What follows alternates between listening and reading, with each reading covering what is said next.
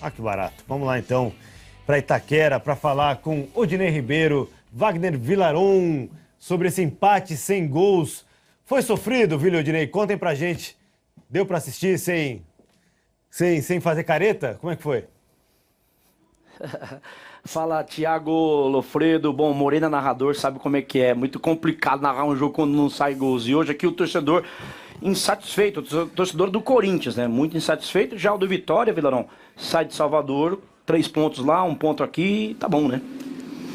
Tá legal, os próprios jogadores do Vitória falaram isso. Abraço, Thiago, Moreno, André. Mas respondendo diretamente à pergunta do Thiago, da perspectiva do mandante do Corinthians, tem sido sofrido, né, Thiago? O Corinthians tem mostrado fragilidade, muita dificuldade quando ele tem que propor o jogo, criar as alternativas, descobrir espaços, jogadas, finalizações principalmente. Então, quando o Corinthians depende do seu ataque, da sua criação, sim, é um jogo sofrido. E da parte do Vitória, o que a gente viu, acompanhando até os melhores momentos, foi um Vitória que começou a partida mais ousado. A gente falava sério durante a transmissão, que quando o Wagner Mancini disse que colocaria o time mais para frente, para trombar com o Corinthians, em princípio eu não acreditei, mas o que a gente viu no início, a primeira metade do primeiro tempo, foi exatamente isso. O discurso foi pro campo. Exatamente. O Vitória criou algumas oportunidades, ficou com posse de bola, deu trabalho para o Corinthians ali na frente. No segundo tempo, não. No segundo tempo já foi um cenário um pouco diferente. O Corinthians já teve mais posse de bola, jogou no campo do Vitória, mas aí aparece essa deficiência, essa fragilidade que a gente citou. O Corinthians, amigos, nas últimas temporadas, ele se notabilizou por uma defesa muito consistente e por um ataque eficiente. O que eu quero dizer com eficiência nesse caso? Não goleava. Não goleava, mas precisava de poucas chances para fazer gols. O que a gente vê hoje é um Corinthians que não tem a mesma solidez defensiva e lá na frente precisa atacar, criar e muita dificuldade na hora da finalização. Então eu começo a desconfiar que não basta ficar insistindo no que já vinha sendo feito. O Corinthians, pensando agora segundo semestre, pós-Copa do Mundo, precisa pensar num jeito diferente de jogar. Ô Vila, o time do Corinthians sente a diferença do Carille pro Loss, se bem que o Loss tem jogadores da seleção, vários jogadores machucados. Agora está conhecendo o seu segundo empate com 3 derrotas e 1 vitória, o início ruim. O Loss tem essa dificuldade, né? Ele perdeu muitos jogadores, seja Cássio, Fagner para a seleção, René Júnior ali por lesão, o próprio Ralf. Então são atletas que dão uma consistência interessante para o Corinthians. Mas independentemente disso, sim, percebe-se, sofre com a mudança, porque não foi só o Carille, né, Odinei?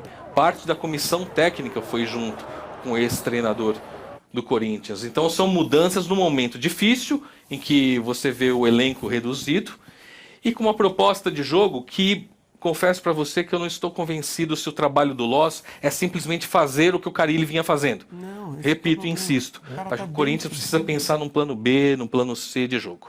Agora, pelo lado do Vitória, também com muitas dificuldades o Mancini para manter o time, conseguiu 3 pontos em casa, tira 1 ponto aqui, tá na média ali, como você disse, de ficar no meio da tabela, pelo menos até a Copa do Mundo. O grande desafio do Vitória e do Mancini, primeiro, trabalhar com um elenco muito reduzido, seja porque ele é pequeno mesmo, seja no momento pelas ausências que ele tem, e acabar com essa irregularidade.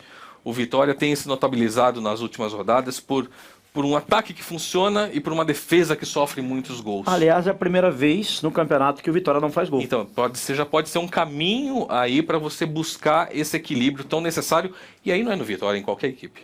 O Thiago, você perguntou, né, o torcedor aqui hoje, nós tivemos praticamente 28 mil torcedores. E o torcedor do Corinthians, você conhece muito bem, é um torcedor que é animado, que torce o jogo todo, mas quando terminou a partida, vaiou bastante o time do Osmar Loss. Vaias, então, em Itaquera. Acho que a grande discussão agora sobre esse time do Corinthians é se o Corinthians deve dar esse tempo, essa intertemporada durante a Copa para o Loss continuar a trabalhar ou procurar um outro nome. Esse é o grande dilema mesmo, né? Bom, eu sou sempre favorável à manutenção, né? Eu acho que o resultado é um técnico que entrou agora, mas que conhece muito bem o elenco do Corinthians, o ambiente, e está tendo pouco tempo para trabalhar. O resultado inicial está sendo ruim. Eu acho que tem que se dar o tempo. Você tem que ter um mínimo de convicção em cima de uma decisão que foi tomada. Você tomou a decisão de que o Osmar Loss tem que assumir o time. Tem que dar tempo para ele. A favor do Osmar Loss é o fato de a gente não encontrar muitos técnicos no mercado que falam assim, vai colocar esse e o negócio vai andar. E a outra coisa que pesa também é que o elenco do Corinthians tem suas limitações, principalmente quando tem inúmeros desfalques. Então, também fica difícil cobrar do treinador um grande trabalho. Agora, o que eu acho que eu esperava que fosse diferente é que eu vejo que o Osmar Loss está desmontando algumas coisas que eram feitas pelo Carille. E embora o treinador tenha que colocar a maneira dele de trabalhar, talvez não seja o momento ideal. Pois é, pegou o trabalho em andamento, né, Odinei, Vila? É uma decisão difícil. Ou a diretoria enxerga nele potencial. Não, ele merece essa chance. Ele mostrou que tem boas ideias. Se ele tiver tempo, pode funcionar. Ou fala, não, pelo que ele mostrou, acho que a gente não vai insistir. É uma decisão difícil.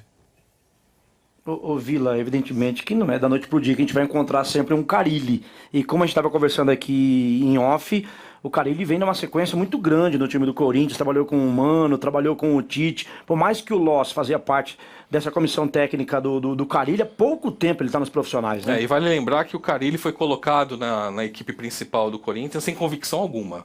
Tentaram o Oswaldo de Oliveira, tentaram Cristóvão, né? O Cristóvão, enfim, convicção zero. E agora a diretoria parece que acha que qualquer nome que ocupar ali, o Corinthians já tem um esquema definido, já tem uma história de trabalho definida, qualquer um que você coloque ali dá certo. E não dá. Então eu vou ser bem direto. Eu acho que até para preservar o Osmar Loss e o que a gente tem acompanhado dos últimos jogos do Corinthians, eu não sinto muita confiança, muita convicção nas substituições, no jeito de montar o time. A torcida já começa a ficar com o pé atrás. Eu acho que até para preservar o Loss não é o momento de pensar num outro nome, sim. Bom, depois da Copa, então a gente tem aí, depois desse jogo do Bahia lá em Salvador, até dia 18 de julho para essa definição, né? O Corinthians vai ter aí 10, 11 dias. A maioria dos clubes terá esse período de folga, né? E a volta. Então, sim, é um jeito de você pensar. Mantenha o técnico e dou mais um tempo para ele, porque afinal de contas vai ter um mês para trabalhar, ele vai colocar, implantar as ideias. Ou mudo e dou esse tempo para o novo. Entendo que para o Corinthians, nesse momento, a segunda opção é a melhor. E tá fácil de buscar gente no mercado aí, lembramos, né, que comentou aí até o Dorival, né, que entrou em contato com o Loss para dizer que ele não estava negociando com o Corinthians porque ele não negocia com um time que tem treinador. Então tá, essa discussão vai longe, a gente continua outro dia que a gente chegou cedo hoje. Ok. Vamos liberar os amigos. Vamos voltar de Itaquera. Odinei, Vilaron, muito obrigado pela participação. Boa noite para vocês. Valeu, turma. Abraço aí. Abraço, galera. Valeu.